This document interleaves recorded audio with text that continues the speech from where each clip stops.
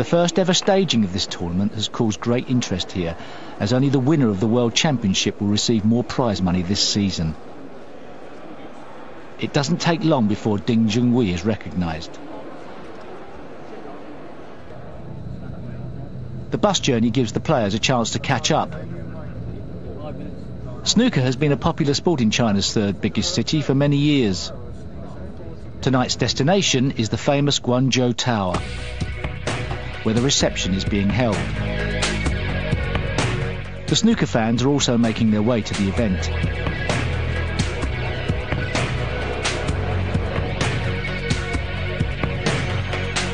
This red carpet event feels more like a movie premiere in Hollywood. Only in China do snooker players get treated like film stars. Most of the fans here have only ever seen their hero on television before, so are keen to get an autograph.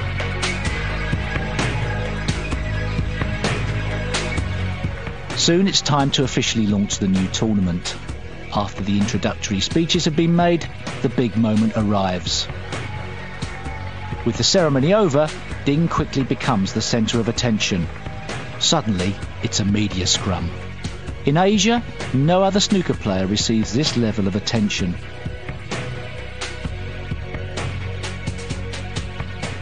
The丁俊暉story begins on the 1st of April 1987.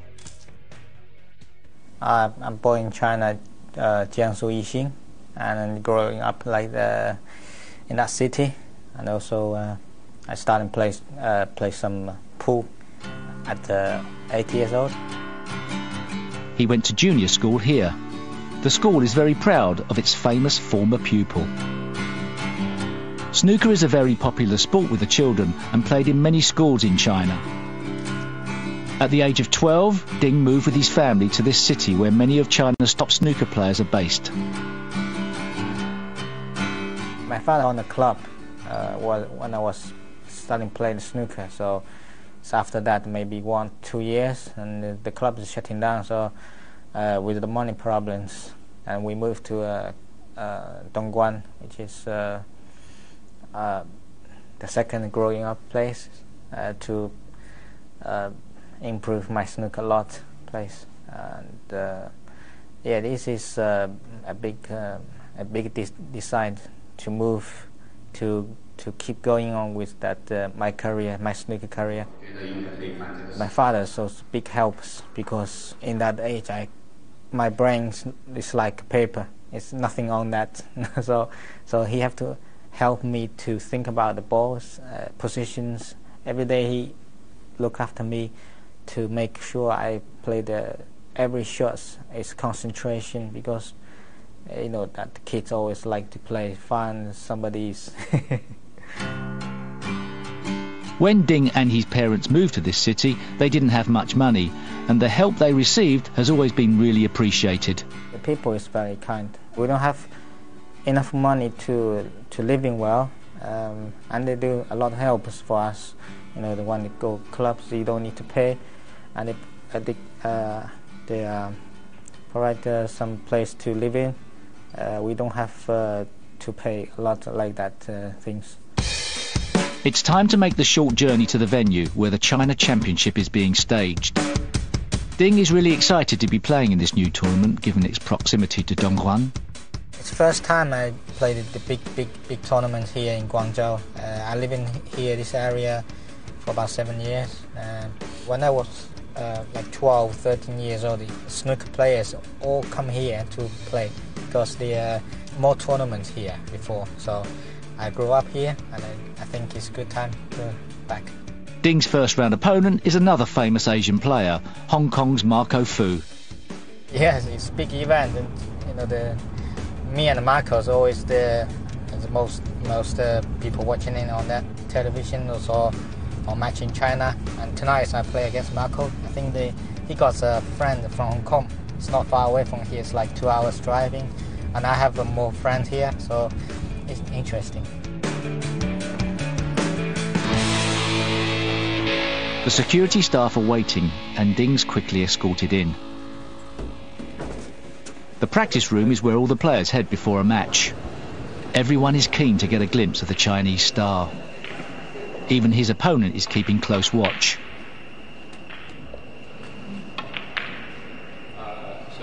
After a brief practice session, he heads to a waiting area, ready to be called for his match. All snooker players have to dress smartly, and Ding's keen to look his best.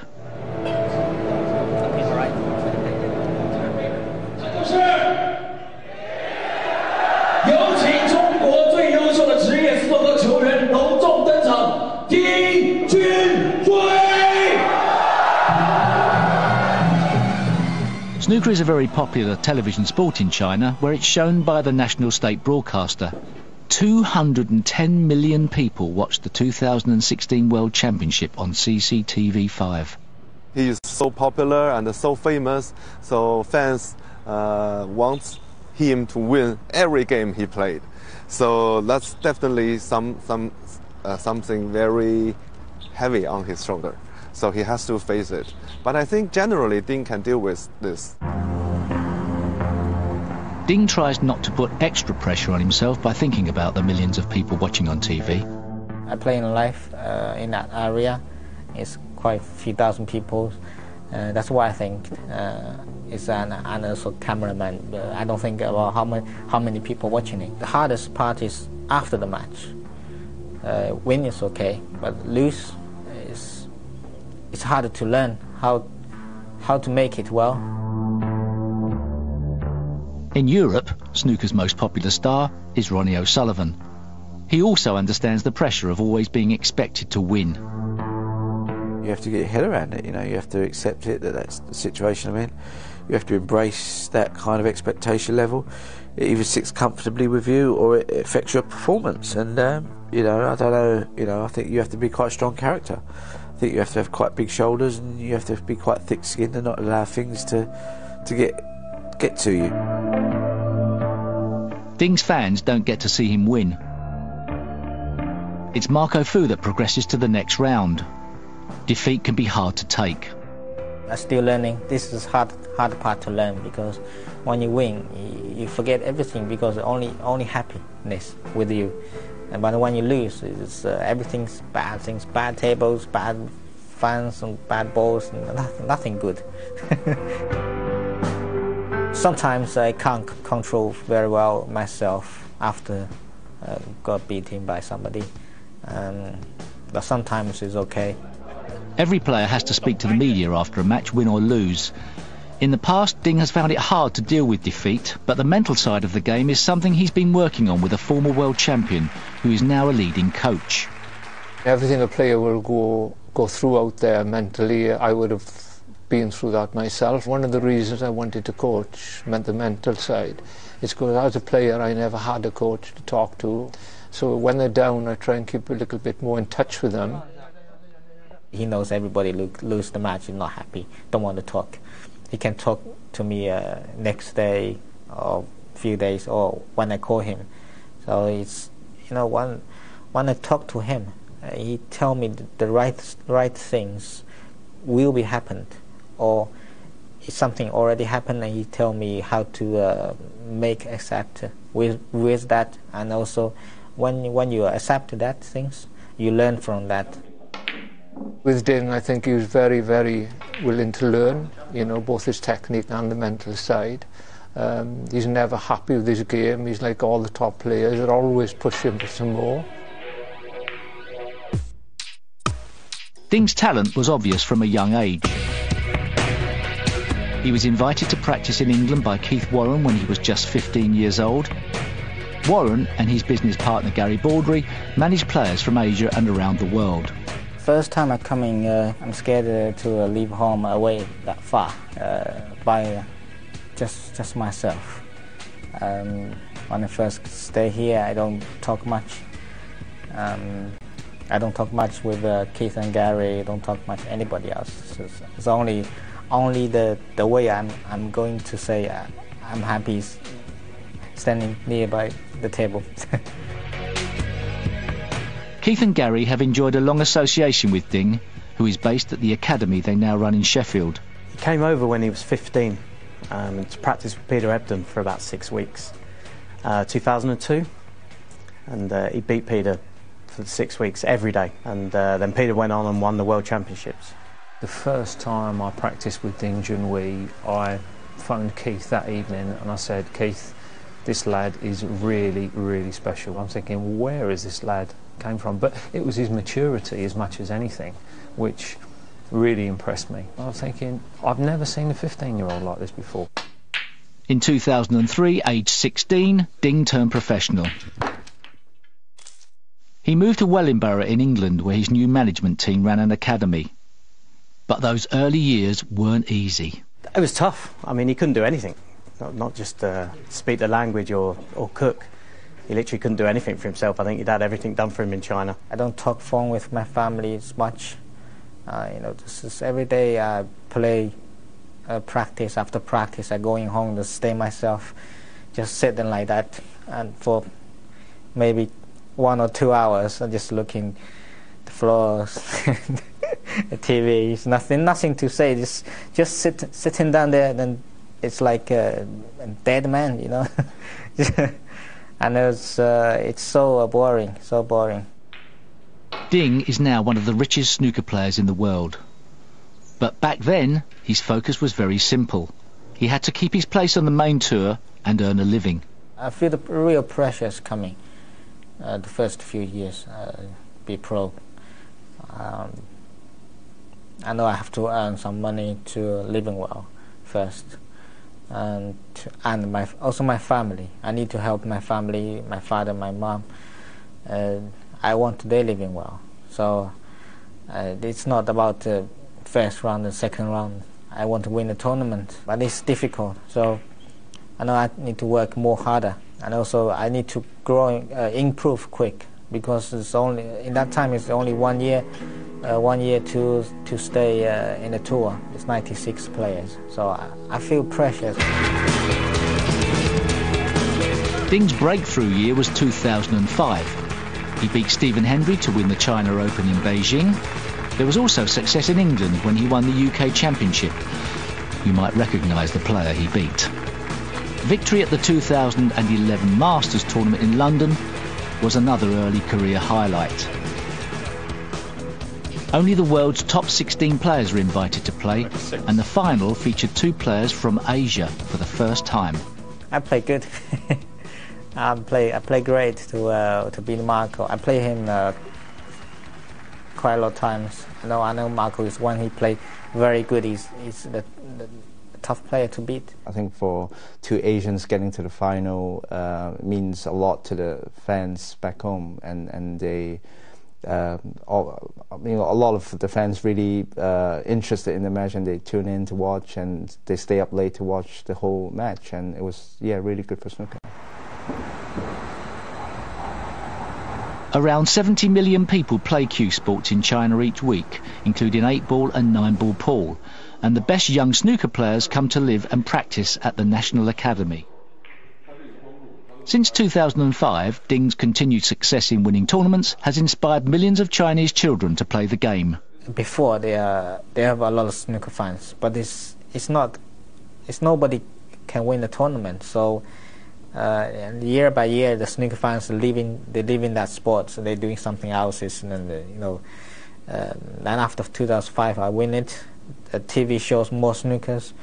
The people starting bringing their skills back to the tables. They're starting thinking, oh, this is good sports to play.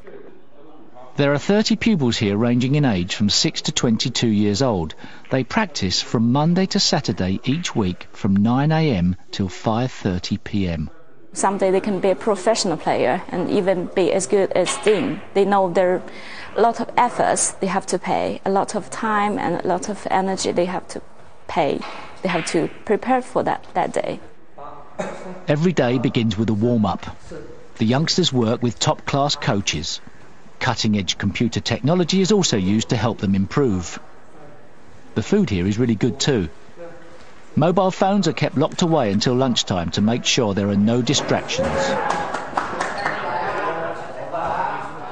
3 players from this academy have qualified for the main snooker tour since it opened in 2013, including these 2 young stars. They both idolise Ding. 首先就每次看到丁辉能够拿到什么赛事的冠军以后，就我觉得对我们这一代青少年来讲，心里会也有一个欲望，就是说，他也是中国人，我也是中国人，他能做到的，我们也能做到，又给了我们一个非常好的，做了一个非常好的榜样。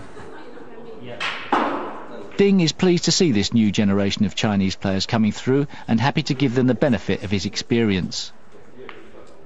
I can show them we can do it. You know, the Chinese players, Asian players can win a tournament. The signs of success are already here when it comes to producing top-class players. In the next 10 years, China could be the dominant snooker superpower. China hasn't just invested heavily in player development, but also in the business of snooker. The country stages some of the most prestigious and lucrative tournaments in the world. I think it just shows the significant growth in snooker generally and globally, and particularly here in China. It is, that growth has been consistent, and our events are getting bigger and bigger. Obviously delighted to see that happening. It's great for our players. They're playing for huge prize funds now. The one tournament China would love to stage is the World Championship.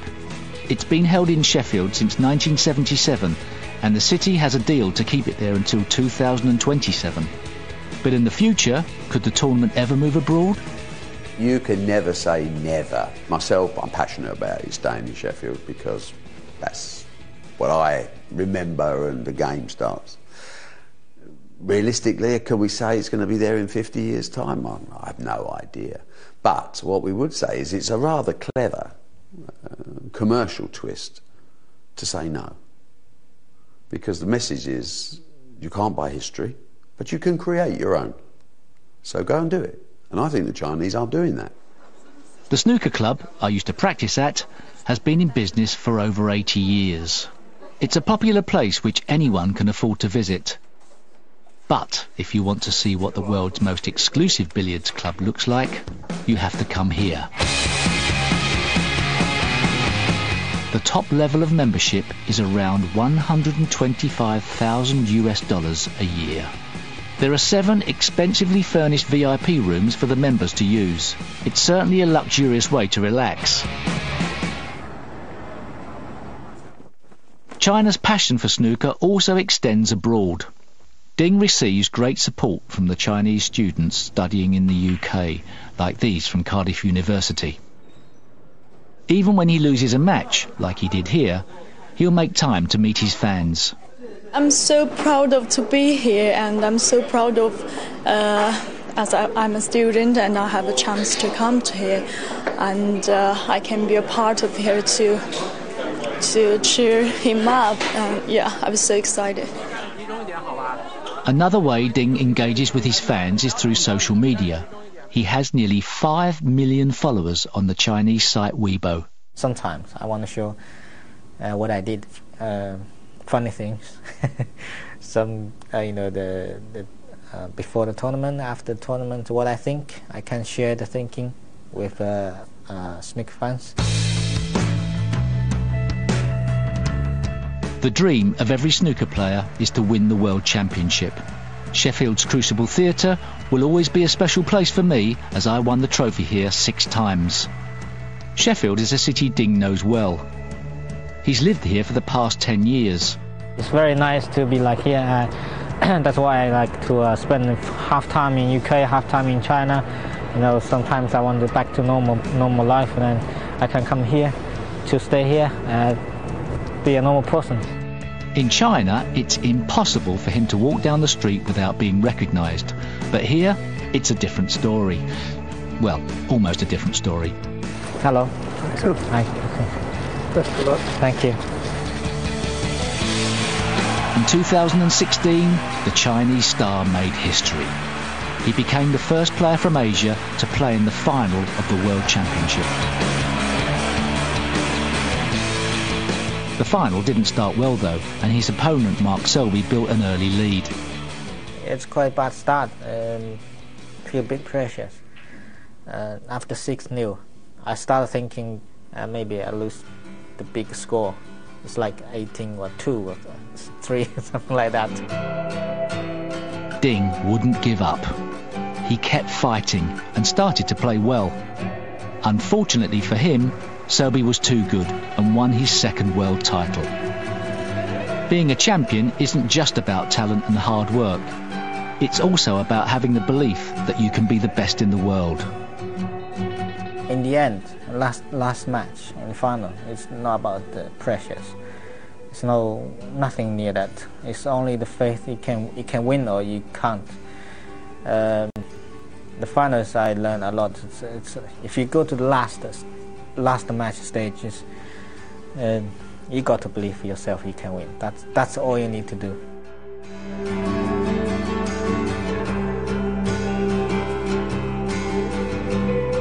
Ding Junhui will be playing at the Crucible for many years to come,